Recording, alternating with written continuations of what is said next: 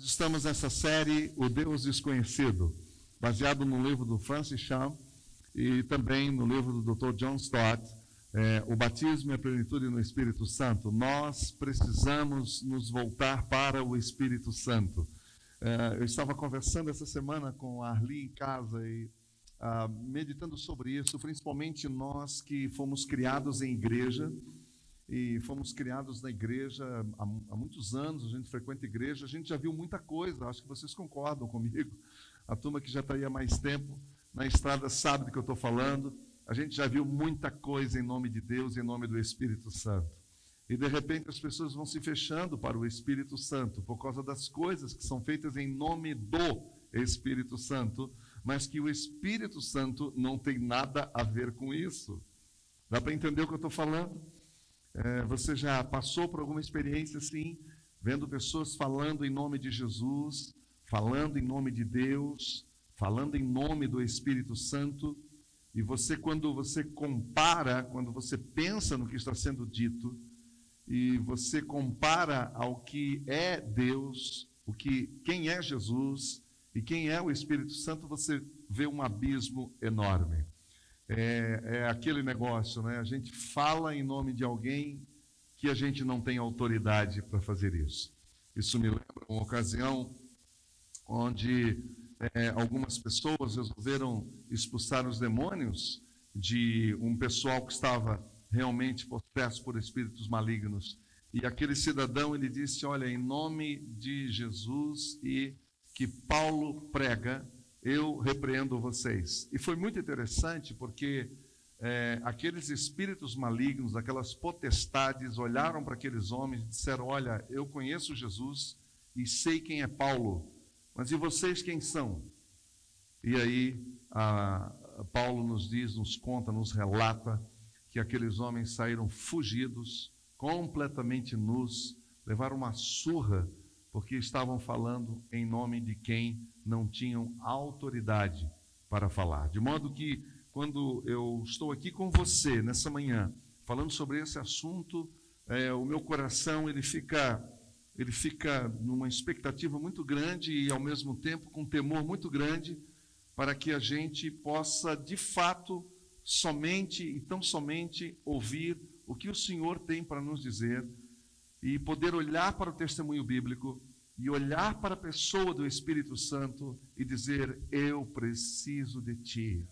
Sem o Senhor eu não consigo vencer. Satanás tentou criar uma imagem distorcida, na verdade, uma caricatura do Espírito Santo para nós, mas quando nós voltamos para a palavra, nós encontramos o Espírito Santo aqui.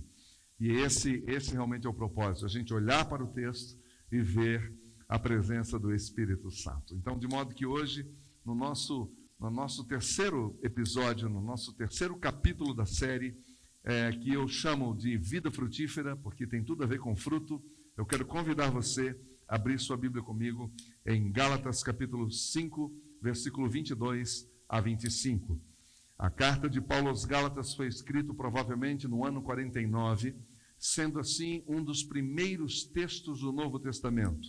Há uma discussão se é Gálatas ou 1 Tessalonicenses. Eu sou da escola que crê que Gálatas, sim, é o primeiro livro do Novo Testamento. Antes dos Evangelhos, antes de qualquer outra carta paulina ou petrina, ou as epístolas pastorais, Gálatas foi o primeiro livro do Novo Testamento a ser escrito. E você chega no capítulo 5, e Paulo está falando aqui algo interessante a respeito do Espírito Santo. E é o que nós vamos ver hoje. Gálatas 5, 22 a 25. Gálatas 5, 22 a 25. Diz o texto, mas o fruto do Espírito é. Claro que você vê o mais, é uma conjunção adversativa, ele está fazendo um contraste. Isso significa que tem outras coisas para trás aqui, que no momento próprio nós vamos voltar lá. Tá bem? Então, o fruto do Espírito é amor, é alegria, é paz, é paciência, é amabilidade, é bondade, é fidelidade. O fruto do Espírito é fidelidade, é mansidão, é domínio próprio. Contra essas coisas, disse Paulo, não há lei. Os que pertencem a Cristo Jesus crucificaram a carne com as suas paixões, com os seus desejos. E o fato é que se nós vivemos pelo Espírito, nós devemos andar também pelo Espírito. Senhor Jesus, muito obrigado pela tua palavra nesta manhã. Abre o coração de todos nós aqui. Nós queremos prestar atenção no fruto do Espírito. Nós queremos ter o nosso caráter forjado pelo Espírito Santo. Nós queremos ter o caráter de Cristo na nossa vida. Por isso nós dependemos totalmente do Espírito Santo. Fala conosco nesta manhã. Abre a nossa mente. Abre o nosso coração. Em nome de Jesus. Amém. Amém. Falar do Espírito Santo é falar do caráter de Jesus. As pessoas dão uma ênfase gigantesca aos dons, muita ênfase nos dons espirituais, mas é importante lembrar e dizer que os dons espirituais são importantes, porém eles são passageiros, eles não são eternos. Quem fala isso é o próprio apóstolo Paulo. Eterno mesmo é o fruto do Espírito. Esse vai ficar para sempre. Quem nunca leu 1 Coríntios 13, onde ele termina dizendo que no final de todas as coisas, vão permanecer a fé, a esperança e o amor. Porém, o maior destes é o amor. O amor é que fica, é que permanece. Os dons são como andaimes, mas o amor, o fruto do Espírito, é realmente a essência de tudo. Deus é amor, Jesus é amor, o Espírito Santo é amor. Se Gálatas capítulo 5, versículo 1 a 16, Paulo está tratando da liberdade do Evangelho, e ele fala sobre isso, a importância de nós sabermos, nós temos que saber que nós somos livres em Cristo, nós não estamos mais debaixo da lei, não há mais obrigação nenhuma, não há mais nada que eu e você possamos fazer para garantir a nossa salvação. Tudo foi feito e foi pago por Cristo. E é por isso que nós estamos livres. Livres do quê? Livres das cobranças religiosas, livres das agendas religiosas, livres das dietas religiosas, livres de tudo aquilo que não tem nada a ver com o Evangelho. Isso é o que ele retrata no capítulo 5, de 1 a 16, onde ele encerra dizendo, mas nós não podemos, de maneira nenhuma, usar dessa liberdade que Jesus nos deu para vencer o pecado. Nós não podemos usar dessa liberdade. Sim, nós somos livres, nós estamos livres, mas é para a glória de Deus, não é para fazer o que a gente quer.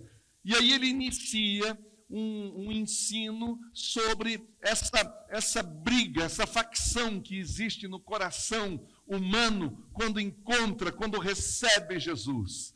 Quando nós recebemos Jesus em nosso coração, a carne se manifesta, a nossa natureza, ela contesta, a nossa natureza humana, ela entra em conflito, ela entra em colisão com o Espírito Santo, porque até agora quem reinava era a carne, e a carne fazia do seu jeito e do seu modo. Mas se Paulo fala sobre isso nesses versículos, agora no versículo 17 até o 26, ele trata do caráter do Evangelho. O Evangelho nos liberta, sim, do domínio da carne. Quem nunca leu Paulo falando aos romanos, dizendo, eu não entendo o meu próprio modo de agir? Já leu isso?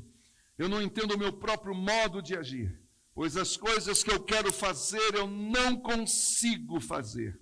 Eu não consigo. E as que eu não quero, eu acabo sendo levado, eu sou conduzido. Agora presta bem atenção. Paulo está falando de uma coisa terrível que existe dentro de todos nós, chamado ego, chamado eu. É a natureza humana. E essa natureza humana, ela é inflexível. Ela tem um poder extraordinário. Ela causa confusão em nós. E especialmente quando o Espírito Santo de Deus, uma nova natureza, a natureza divina, espiritual, ela entra no nosso coração, recebemos o batismo no Espírito, que é quando Jesus entra no coração de um homem, de uma mulher, sim, porque somente um batismo do Espírito ou no Espírito pode nos arrancar das mãos de Satanás. Somente o Espírito Santo tem poder para isso. Somente o Espírito Santo tem poder para nos arrancar das mãos do diabo e todos os seus demônios e todas as artimanhas malignas. Somente o Espírito Santo de Deus pode colocar o meu ego, seu ego, no lugar dele. E sem isso, nada acontece. Porque daí, então, nós vamos ser eternos crentes imaturos, cristãos imaturos. O que traz a maturidade para uma pessoa que segue a Jesus não é o tempo que ela tem de casa. Eu sinto muito informar isso. Não são os anos que ela tem na igreja. Não é o quão antigo ela frequenta as reuniões. Também não tem nada a ver com quanto que ela dá no momento da contribuição, mas não tem nada a ver uma coisa com a outra. A maturidade, ela vem exatamente quando nós somos talhados, quando nós somos forjados na bigorna de Deus. E nessa bigorna, o que é colocado em nós é o amor, é o fruto do Espírito, e está no singular, ao contrário da carne, que está no plural, como depois eu vou mencionar. Então, essa é uma guerra que existe dentro de nós. E é aqui o fruto do Espírito, conforme esse texto que nós temos visto aqui, nós podemos dividir esse pequeno texto em três áreas distintas. Em primeiro lugar, o nosso relacionamento com Deus. O fruto do Espírito que trata exatamente do nosso relacionamento com Deus. E agora nós estamos falando do amor. E esse amor não é qualquer amor. É um amor ágape, que vem da palavra agapau. Eu queria informar a alguns de vocês, outros sabem e alguns não, que esta palavra, ela não era conhecida no mundo de então. Eles não conheciam esse conceito de amor, o amor ágape. Porque esse conceito de amor, ele diz o seguinte: esse é um amor sacrificial, eu não quero nada de você. Não é um business, não é uma troca, não é uma barganha. É sacrifício, eu te amo porque eu te amo. Eu quero te servir por amor, eu não quero nada em troca. Já encontrei muita gente que quando eu me aproximo, por alguma razão, quero ajudar, vou fazer uma visita, as pessoas sempre ficam com o pé atrás, achando que tem um catch, achando que tem uma pegadinha, achando que tem um negócio por trás.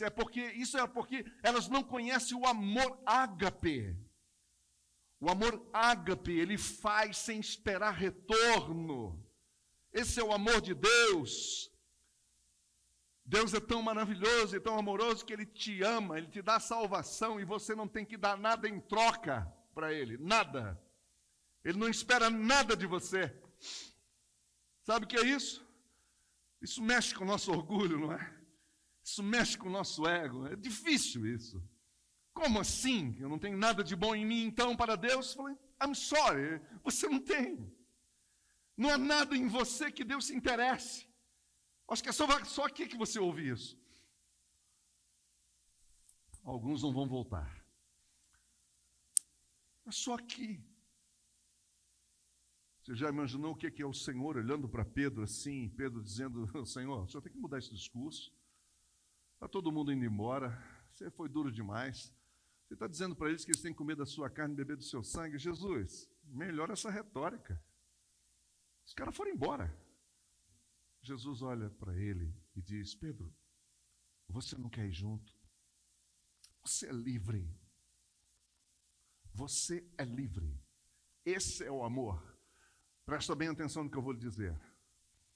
O amor é livre. Quem ama, deixa o outro livre. Eu conheço pais que dizem que amam seus filhos, mas escravizam seus filhos. Você conhece alguns? Eu também conheço. Você conhece maridos que dizem que amam as esposas, mas elas são prisioneiras? Eu também conheço. E gente que se diz crente, se diz evangélico, se diz discípulo de Jesus. Você conhece mulheres que dizem que amam os seus, amam o filho, amam o marido, mas desde que eles não saiam debaixo do comando e do controle? Pois então, Esse amor é diferente de todos os outros. É esse amor que Paulo está dizendo aqui, que é o fruto do Espírito, é assim que Jesus age. Gente, não estou falando de Jesus. Quando você fala de amor aqui, lembre-se de Jesus. É o caráter dele que está sendo espelhado aqui. A segunda coisa, alegria. Alegria. Essa alegria que o Senhor nos dá, que não depende de circunstâncias. Essa alegria que enche a nossa alma, que não importa o que está acontecendo ao lado, mas a alegria permanece. Essa alegria, ela significa satisfação, ou seja, não é acomodismo, não é acomodação, é satisfação, é uma satisfação interior. O que eu tenho que procurar? Acabou a procura, acabou a pesquisa, eu já encontrei. Eu encontrei o maior tesouro, que é o Senhor Jesus, eu não preciso de mais nada. É como que você que foi, almoçou, e de repente, após o almoço, encontrou um amigo, ou ele telefonou, ou ele ou ela, dizendo, olha, vamos almoçar. Você vai dizer, não, eu já estou satisfeito. Eu já estou satisfeito. Eu já estou bem, está tudo certo comigo. Essa é a alegria. A alegria é fruto do Espírito Santo, a alegria que não depende das circunstâncias. Gente que murmura é imatura. A murmuração é fruto da imaturidade, é fruto de meninice, é fruto de jardim de infância na vida espiritual. Entenda isso, entenda isso. Quem murmura não está glorificando a Deus. Agora, quem é alegre o tempo todo está transmitindo a presença de Deus. Não é alegria de hiena, não é cinismo que nós estamos falando aqui. Mas é uma alegria espontânea, verdadeira e real. Mais do que isso, ele diz que também tem paz. Esse amor gera paz, paz com Deus. Você sabe o que é paz com Deus? Paz com Deus é quando você sabe,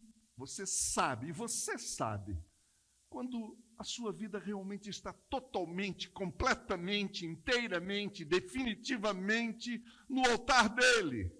E que você não está escondendo nada dele. E isso traz paz. Eu vou te dar um exemplo inverso disso. Quando Adão perdeu a sua paz, qual foi a primeira coisa que ele fez?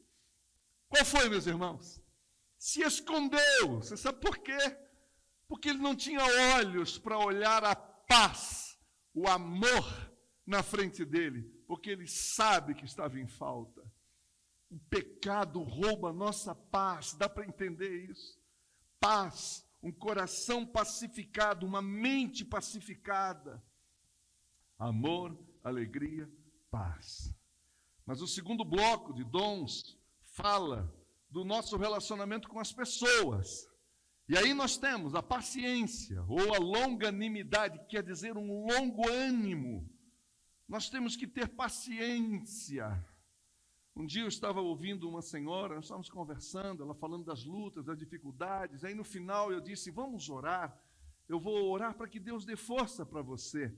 Ela muito espirituosamente, não é? Mas seriamente, ao mesmo tempo, ela disse, olha, Antônio, não pede paciência, não. Melhor, ela disse, não peça força, não, porque se eu tiver força, eu acabo com ele. Eu preciso de paciência. Você já chegou nesse nível? Quem aqui nunca chegou? Quem nunca? Quem nunca que teve vontade de chegar e chutar o balde? Quem nunca? Quem nunca teve que contar até 10? Quem nunca?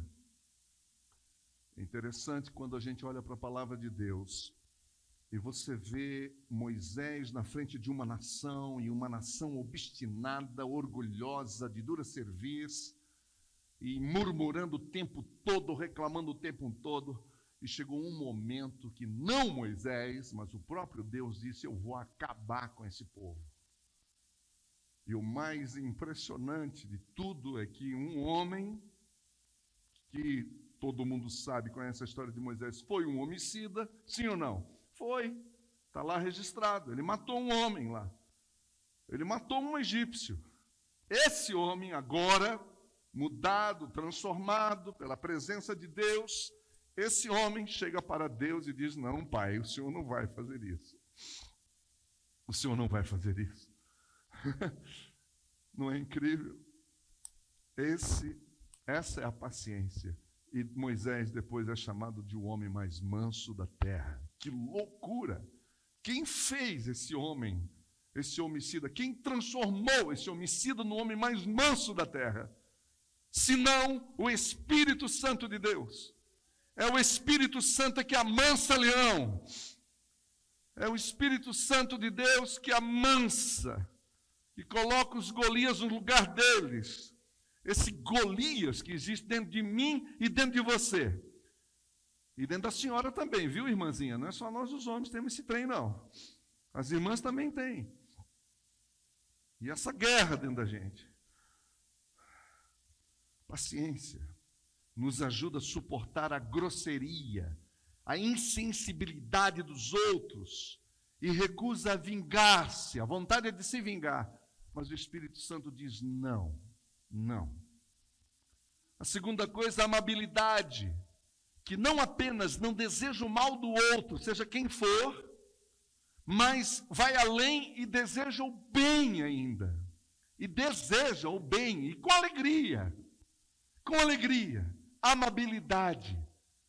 É isso, essa capacidade de não apenas desejar mal para o outro, é desejar o bem para o outro e desejar que ele se vá bem e seja feliz, mesmo esse outro sendo uma pedra no sapato. Isso aconteceu com Jesus várias vezes. A bondade que transforma o desejo em atos e toma a iniciativa de servir as pessoas, ou seja, a bondade que é capaz da compaixão de uma forma concreta, de uma forma real e construtiva. Isso é compaixão. Esse mundo está precisando de gente com compaixão. Nós vivemos numa sociedade sem compaixão. A igreja de Jesus precisa experimentar a compaixão entre nós aqui. Entre nós primeiro, para que isso saia para fora de forma natural. Terceiro lugar, o terceiro bloco, o nosso relacionamento conosco mesmos, dentro do fruto do Espírito, que é a fidelidade, que é a mansidão, que é o domínio próprio. E aí Paulo nos diz e nos mostra isso. A fidelidade, que tem a mesma raiz da palavra fé, que é fides, não é? E a mesma raiz é o Espírito Santo gerando confiabilidade em nós, ao ponto de convidar outras pessoas a confiarem em nós. Ou seja, isso é uma mudança de caráter. Isso é uma mudança de caráter. Certa vez, um encontro de pastores, um deles foi chamado à frente para receber um prêmio, receber uma honra. E quando aquele pastor se levantou, os outros dois pastores de trás, um cutucou no outro e disse: um grande líder, mas não presta. Um grande líder, mas um mau caráter. O fiel é aquele que cumpre o que fala e vai até o fim. É a mesma palavra, é a única palavra. Aí vem a mansidão, que muita gente pensa que é sinal de fraqueza, que é coisa de gente fraca. Tem gente que diz que gente mansa é gente que não faz nenhuma diferença, nem para lá e nem para cá. Mas o conceito bíblico da mansidão é completamente diferente desse. Trata-se de pessoas fortes, dinâmicas, que elas mantêm, no entanto, a força e a energia que tem de sobra sob controle, mas sob controle do Espírito. É aquele e aquela que olha para a pessoa que está agredindo você, tem alguém te agredindo, tem alguém te expondo, tem alguém te caluniando, e você age com mansidão, e você sabendo tudo a respeito dela, e tendo todas as ferramentas para destruí-la, mas você não faz porque você está sob o controle, a presidência, a unção e o poder do Espírito Santo de Deus. Só o Espírito Santo faz isso. Domínio próprio. O domínio próprio é o senhorio sobre a língua, o controle da língua. Lembra quando você está mandando uma mensagem? Comigo de vez em quando acontece, eu falo: Jesus, me ajuda, a carne realmente é fraca, a carne é fraca. recebo uma mensagem, a minha reação imediata é respondê-la imediatamente daquele jeito, naquela temperatura. Aí eu olho para a mensagem e falo, não vou mandar essa. Eu vou lá e apago. E esses dias passou a mensagem, depois eu apaguei depois, a pessoa já tinha lido. Aí ela mandou de volta dizendo, eu vi. Ah, já aconteceu isso com você também? Ah, pois é, eu vi. Vergonhoso, né? A gente caminha na fé, caminha com Jesus. É uma atitude vergonhosa. Isso entristece o Espírito Santo. Nós precisamos desse caráter, domínio próprio, que domina a nossa língua, os nossos pensamentos, os nossos apetites, seja ele quais forem, os nossos apetites. Tem gente que só pensa naquilo, mas existem tantas outras variedades de apetites por aí. Fome de poder, necessidade de ser visto, necessidade de atenção, necessidade de ser o centro, necessidade de ter a última palavra, necessidade de que tudo que fala tem que ser aprovado. Essa necessidade, isso é uma paixão, virou uma loucura, virou um apetite, é uma loucura, virou um surto. De modo que o domínio próprio coloca essas coisas no lugar. O domínio próprio é o que nos dá o balance, o equilíbrio, nem embaixo e nem em cima. Nem embaixo e nem em cima. É o equilíbrio. Alguém aqui já viu Jesus desequilibrado? Se você está pensando que naquele dia que ele entrou no templo e pegou um chicote e fez uma limpa no templo, se ele estava desequilibrado, é engano seu.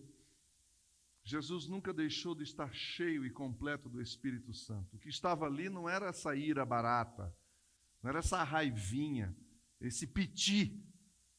Não deu um piti em Jesus, não. Ali foi o zelo. Está escrito lá no texto. Foi o zelo, foi o inconformismo, foi uma consciência de temor ao Pai, dizendo isso aqui é um absurdo. Eu protesto contra isso. E é possível fazer tudo isso sem pecar, porque Jesus fez e sem perder o controle, sem perder o domínio próprio. Por que é tão difícil a gente viver assim, hein? A razão é a seguinte.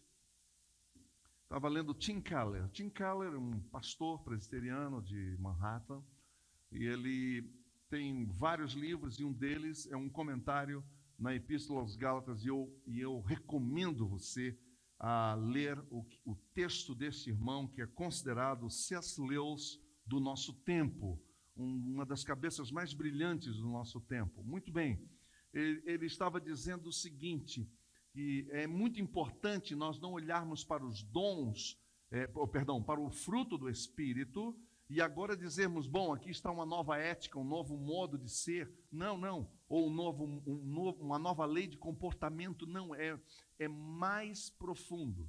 É mais profundo. O nosso ser precisa mudar. O nosso ser íntimo precisa mudar. Para que você chegar ao ponto da maturidade e de ter essas coisas naturais agindo na sua vida e no seu coração. E trabalhando na sua vida, no seu coração, de forma natural, o caráter de Cristo formado em nós. Qual é, então, e por que é tão difícil? Porque, por natureza, nós não conseguimos mostrar se há alguma coisa de bom em nosso coração ou não. Porque, por natureza, nós só conseguimos mostrar o que o nosso coração é tristemente a verdade. E quem mostrou isso foi Jesus. Jesus deixou isso tão claro. Em Mateus capítulo 15, é só um dos confrontos com os religiosos. Eu vou lembrar você num segundo e você vai entrar no contexto para entender o texto aqui. Aqueles religiosos começaram a cobrar de Jesus por que é que os discípulos deles não lavavam as mãos. E entenda, não é lavar as mãos sanitariamente, como a gente está lavando as mãos aí. Nós nunca lavamos tanto as nossas mãos em toda a nossa vida como nós lavamos esses últimos 2 anos. Acho que vocês concordam com isso. Mas não é nesse ponto de vista, dessa perspectiva. A cobrança dos religiosos é por que os discípulos não se lavavam cerimonialmente. Era isso que eles estavam dizendo. Não é que os discípulos deixaram de ir lá e lavar as mãos para sentar para comer, não foi isso. É que a lei de Moisés dizia que quando você viesse da rua, você tinha que tomar um banho cerimonialmente. Era algo cerimonial, era uma coisa cansativa, que estava ali para agradar homens, para agradar pessoas. Não tinha vindo do Senhor isso. O que vem do Senhor é apenas lave as suas mãos e mantenha-se limpo, é só. Agora, para eles manter-se limpo, era que a ideia de que foi para fora, teve contato com outras pessoas, portanto agora você está impuro, você tem que se lavar. Aí Jesus chega e diz, não, peraí, deixa eu falar uma coisa para vocês, meus filhos. Não é o que entra na boca que contamina o homem. Lembrou agora? Não é o que entra na boca, que entra pela boca, que contamina. Porque o que entra pela boca vai para o estômago e de lá é eliminado. Palavras de Jesus. Mas ele disse o seguinte, vocês têm que tomar cuidado com o que sai da boca de vocês. Porque isso sim é veneno. Isso sim mata. E sabe por que mata, disse Jesus? Porque é do coração que vêm os maus pensamentos. É do coração que vêm os crimes de morte. A intenção da maldade. É do coração que vêm os adultérios. É do coração que vêm as imoralidades sexuais, é do coração que vêm os roubos, é do coração que vêm as mentiras, é do coração que vêm as calúnias. E Jesus quase disse, e eu conheço todos vocês. Eu conheço vocês por dentro. Eu consigo ver isso em vocês. É isso que Jesus está dizendo. E é isso que a gente precisa entender. E entenda bem o que eu vou lhe dizer. Nenhum de nós, eu falei nenhum de nós aqui nessa manhã e nem em casa, entendeu?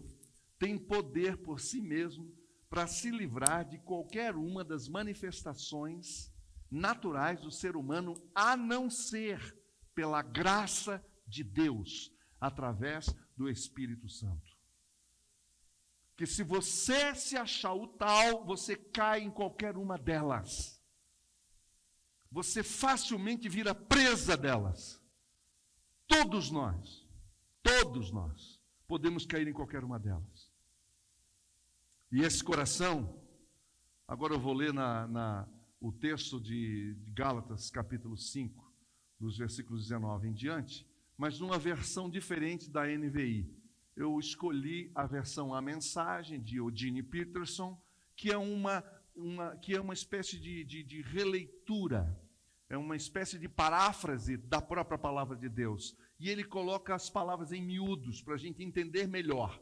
E ele vai falar agora do que é que habita o coração humano, que Paulo chamou das manifestações, não é? Das obras da carne. Veja só, Paulo disse que o fruto do Espírito é o fruto, está no singular. Mas as obras da carne estão no plural, porque são várias manifestações, as mais variadas, que nascem, cuja natureza é o coração humano.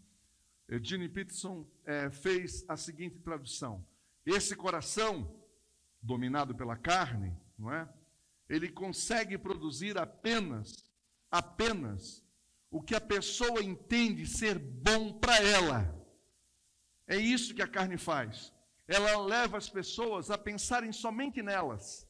Sexo barato e frequente, mas sem nenhum compromisso, sem nenhum amor.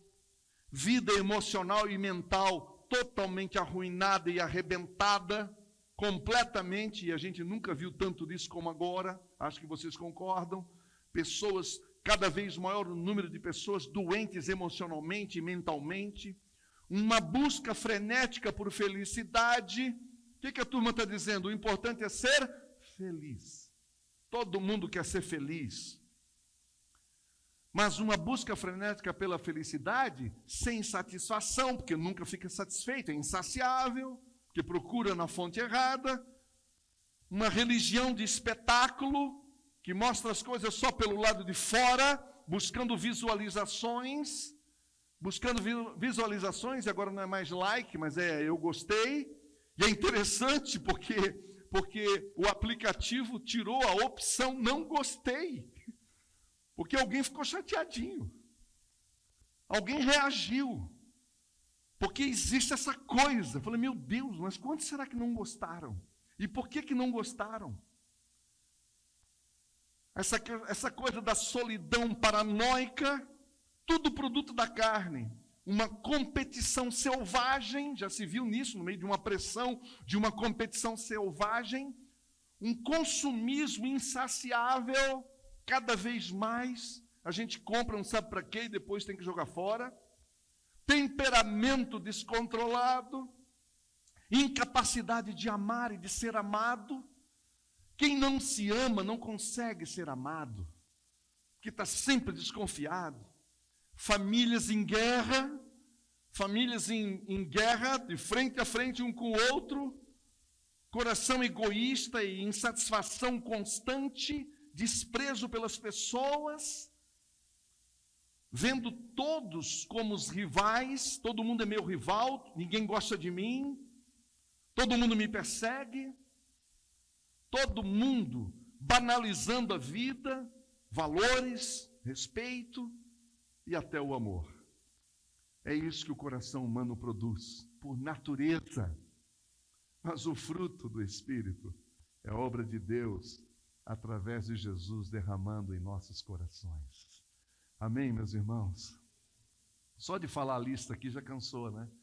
Só de falar a lista já fica pesado para nós. Nós não queremos isso mais na nossa vida.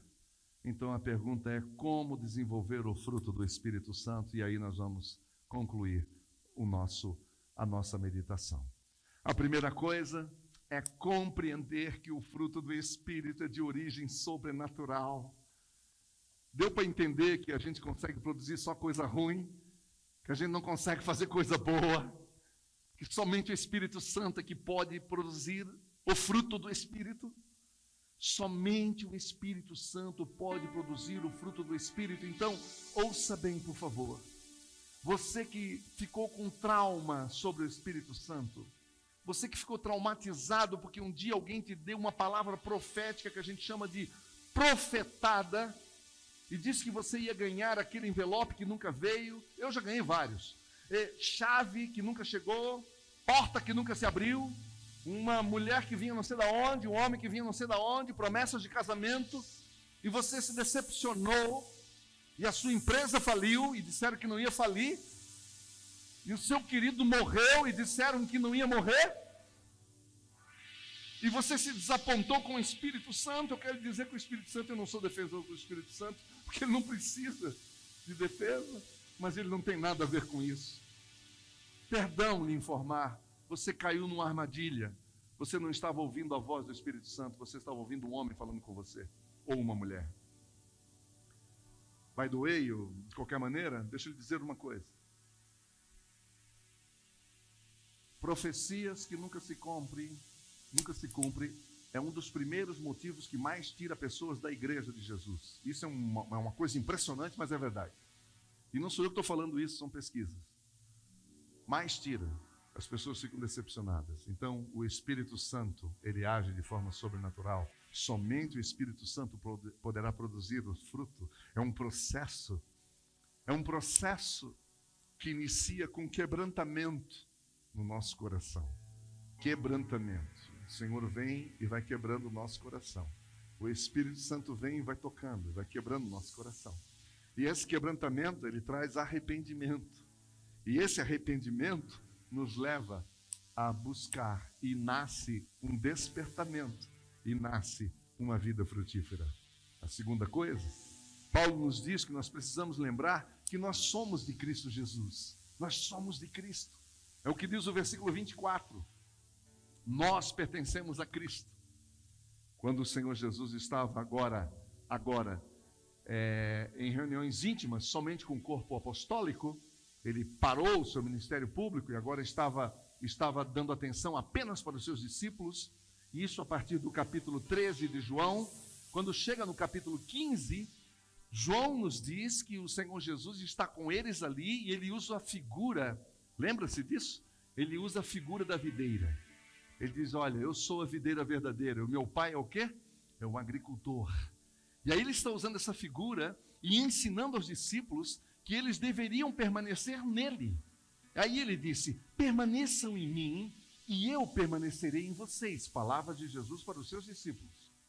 Nenhum ramo pode dar fruto por si mesmo se não permanecer na videira, disse Jesus. Vocês também não podem dar fruto se não permanecerem em mim. Falando claro como nós estamos aqui. E ele repetiu: eu sou a videira. Vocês são os ramos. Se alguém permanecer em mim e eu nele, esse dá muito fruto. Pois sem mim, vocês não podem fazer coisa alguma. Vocês estão entendendo? É isso que Jesus está dizendo. Vocês estão entendendo, vocês têm que estar ligados a mim, eu sou a videira, vocês são os ramos. E é através do ramo que produz o fruto. Só que tem muita gente que aprendeu que fruto é trazer gente para a igreja. Que teve alguém lá naquele lugar que disse para ele assim: olha, você tem que dar fruto. Aí a pessoa perguntou: como é que dá fruto? Ele falou: tem que trazer gente para a igreja, traga gente para a igreja. Tem gente que pensa que dar fruto é cantar na igreja, é ficar no ministério não sei aonde, qualquer um deles. Não. Fruto tem a ver com caráter. Fruto tem a ver com mudança de vida interior. Serviço é consequência, é desdobramento. Você tem que primeiro ser, para depois fazer. Você nunca vai fazer antes do ser, porque quem faz antes do ser, vira legalista, vira dono da boca, vira dono do negócio. E quando a gente é ramo, apenas ramo, a gente sabe que o dia que nós somos cortados, a gente morre e seca. A gente não vive sem Ele. Então, se nós pertencemos a Ele, nós somos livres para reconhecer que nós precisamos estar atentos para não cedermos terreno para a carne em nossa vida. Amém, meus irmãos? Livres para nos quebrantar e confessar onde nós não estamos deixando o Espírito Santo assumir todo o controle da nossa vida. Seja sincero. Seja sincera, você se conhece um pouco. Que o Senhor nos livre do auto-engano. Auto-engano é quando a gente está se enganando e só a gente não sabe que nós estamos por fora. Mas seja sincero. O que precisa mudar na sua vida? Que você sabe, que está claro já. Por que tanto adiamento? Por que tanto adiar? Essa é a proposta. Você está livre para tomar uma decisão. Livre para confessar. Livre para entregar, livre para dizer: eu não quero, não faz parte mais de mim, para romper. Se nós pertencemos a Ele, nós precisamos ser livres para reconhecer em nós que em nós não há nada de bom, mas somente dele. Terceiro e último lugar, nós pertencemos a Cristo. Quando a gente pertence a Cristo, a carne, a natureza humana, deve ser sacrificada na cruz. Por que é que você acha que eu e você seríamos poupados de passar pela cruz se Cristo morreu na cruz? Por que que você acha que Cristo precisou passar pela cruz e você não? Qual foi a parte que você não entendeu, que não existe vida com Jesus se não passar pela morte que ele enfrentou? Qual é a parte? Onde que está o problema? Porque tudo começa na cruz. A nossa vitória em Cristo iniciou na cruz de Jesus. Quando o diabo pensou que estava acabando, estava só começando. Aleluia! Amém, meus irmãos? Já pensou Satanás cantando vitória antes? Dizendo: agora acabou tudo. Ele não imaginou que estava só começando a dor de cabeça dele. Porque no terceiro dia ele ressuscitou, mas passou pela cruz. Por isso é preciso, é necessário, é condição sine qua non morrer com ele na cruz, para nós podermos desfrutar da vida dele em nós, e aí o camarada vem, fala alguma bobagem para você, mas você está na cruz, por isso que você não vai ser atingido, porque você está na cruz. Aí vem alguém e fala alguma bobagem para você, e você fala: eu já estou morto, e o morto não reage. Amém, meus irmãos? O morto não reage. Deixa eu dar uma notícia para você. Sabe por que você fica tão nervosinho, tão enfesadinho? Sabe por que você ainda brinca dizendo que o meu estupinho é assim, não sabe que está falando uma grande bobagem? Você sabe por que você fala isso? Porque você é imaturo e você não sabe que você está fazendo isso porque você está vivinho da Silva. E você tem que estar morto, totalmente morto, porque o morto não reage. Quem não reage é o morto. Entendeu? Então, olha que loucura. No Evangelho, maturidade é morte. Se não tiver morte, não tem maturidade. Não é tempo de horas culto. Não é quanto tempo você frequenta, mas é o quanto da cruz está você lá. O quão crucificado eu sou. O quão morto eu sou. Quando acontece alguma coisa assim, que eu já me conheço, eu já sei que a carne está aqui, porque ela nunca morre, só vai morrer no dia que estivermos na glória com o Senhor. Até lá a bicha está aqui dando oportunidade, etc. Eu já saio para encher a boca de água, para não falar nada. Ou eu dou uma respirada fundo, ou eu falo, Jesus, tem misericórdia de mim aqui, senão eu vou acabar sendo eu mesmo e não vai dar certo. E nunca dá certo, é incrível. Nunca dá certo. Nunca dá certo quando eu coloco o meu dedo, a minha mão, quando eu quero ajudar, quando eu quero colocar. Nunca dá certo.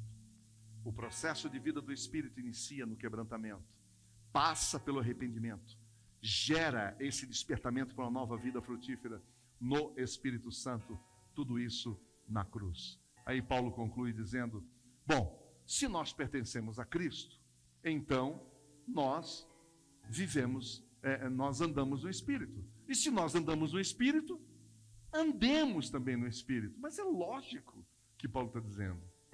Você entendeu o que Paulo está falando aqui? Se nós andamos no Espírito, então vivemos no Espírito. Você só está em pé por causa do Espírito Santo. Pode apagar as luzes. Você só está em pé por causa do Espírito Santo.